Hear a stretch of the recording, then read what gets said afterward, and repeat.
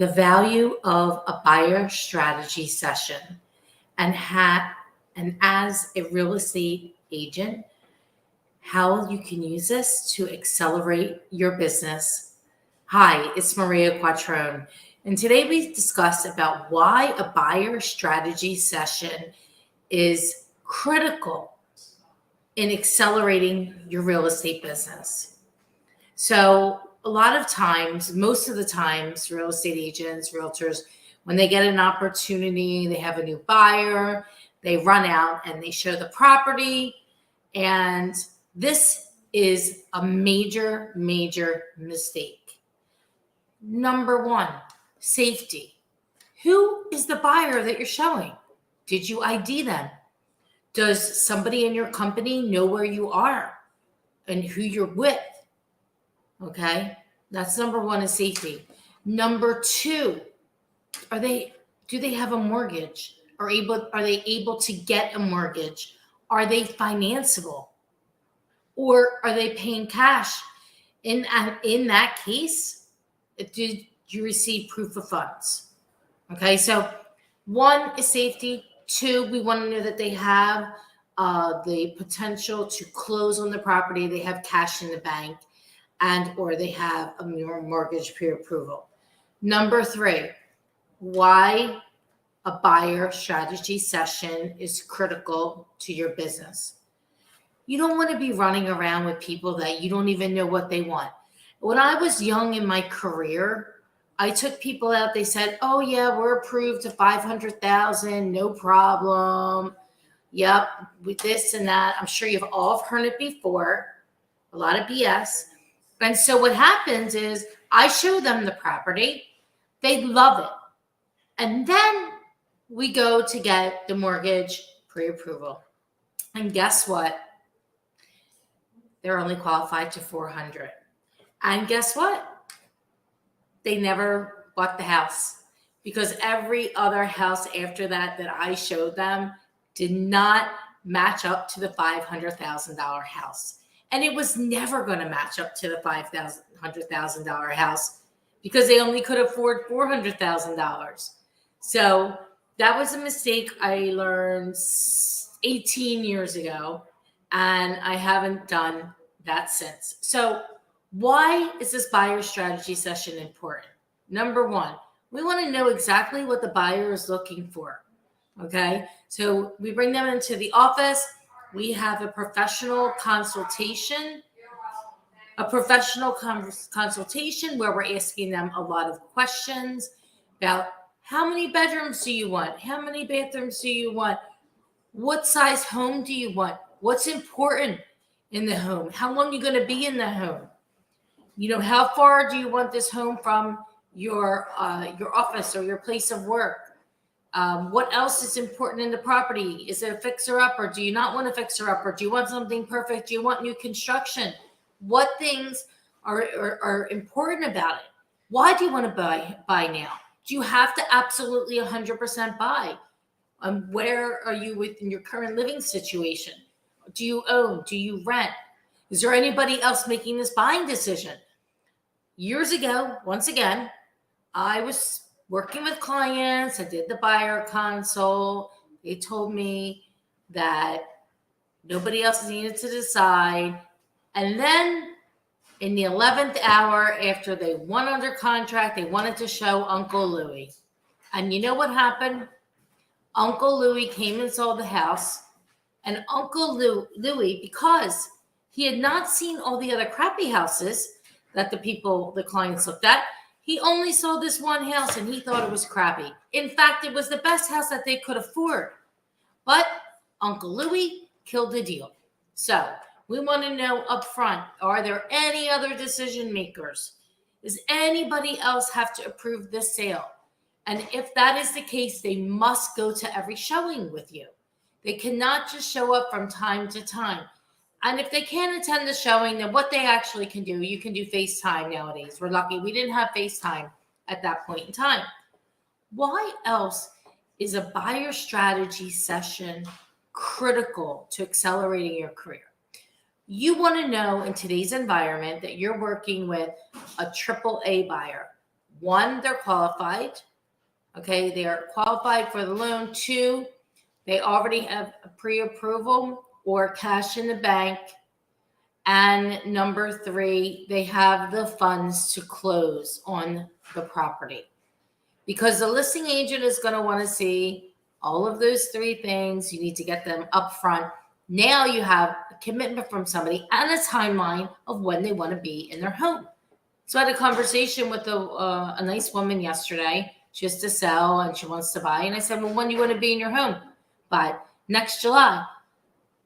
I said, okay, that's great. This is a little premature, but what we can do is set you up on a search in the areas that you're thinking that you would like to live. And this way, over the next 6 to 9 months, 8 months, you can learn about the market. You can learn about the prices and learn about the inventory and how much your dollar is going to get you and become educated. So it's very, very important that you start the process early with them. You keep them engaged. The other things that we do, there's a lot of things that we do. I'm just giving you a very short amount at this point in time. But one of the other things that's really important for their buy-in is that when the listings, we show them the listings that are available that meet their criteria based on all the questions that we ask them. We have a 4-page questionnaire that we go through. It takes about a good hour. It may take 45 minutes if that person is a driver, and it may take an hour and 15 if they have a lot of questions. So we also go over the listings themselves, and here's what's available in today's market. And we print them out and say, there's 10 of them. I say, okay, great. Mr. and Mrs. Buyer, we can go toward them. But what I'd like you to do first is to go by. Ride your bike, walk, however you want to get there. And I want you to check out the block, because if you don't like the block, do you need to see the house?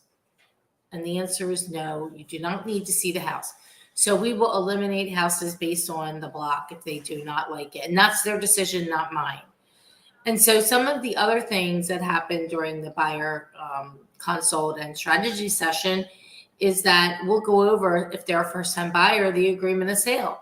We go over what to expect. We future pace them and expectations of what to do and how it's all going to work and the timeline and what it looks like and what happens during a home inspection and how the home inspection is, they're just there to point out the things. In Philadelphia, homes are somewhat 200 years old, 100 years old. So they're old houses and they're going to require maintenance, and every single one of them has stuff to do on it. So you're not going to get a clean inspection report. So you need to know that, tell them that up front so that they're not thinking they're going to get everything under the sun from a seller. I mean, if the seller wanted to do the work, they would have already done the work, or maybe they don't even know about it. So it could be simple things like GFCIs need to be fixed or something more, a little more substantial. But in Philadelphia, it's not that costly because our roofs are flat, but getting a roof repaired or getting a coating put on, excuse me, or maybe it's, the heater's 26 years old, but it works perfectly fine. Heaters usually last around 30 years or so, depending on the quality of the heater. But asking for a new heater because it's old, sellers really are like, listen, the thing works, so I'm not going to replace it. And buyers can make offers based upon that. Although in today's environment, lowball offers generally aren't happening unless the property's been on the market for some time. I always tell sellers, days on market are not your friend. So let's make sure that we price it out of the gate properly. And, sometimes we win that war up front. Other times we don't. And then we just work with them and tell them, hey, look, this is our professional opinion. But back to the buyer. The buyer then knows up front what the expectations are, what your turnaround time is, and how many days in advance you need to know to get into your schedule. And how long sometimes it is before you can see a property. Some of these are coming soon. It may not be on the market till the end of the month. It may be a couple more weeks. You may have to wait. You may be able to call the listing agent and see if you can get them in sooner. But these are all the things that you want to tell the buyers up front And this how it accelerates your business is that you're not wasting time with people that can't buy.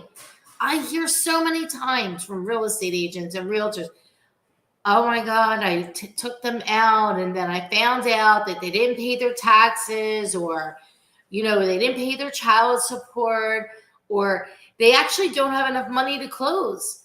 And one of the questions in the questionnaire is, do you have access to the funds, and how much money do you currently have in your account to close on this house? Because if you're looking at a $500,000 house and you're putting 20% down, you need that amount plus the closing costs and then any extras. So you better have at least 125, 130,000 liquid. And if it's not liquid, how long is it going to take to get liquid? So you want to know all these things up front. The more homework that you can do up front, the quicker it is that you're going to find the buyer of the house.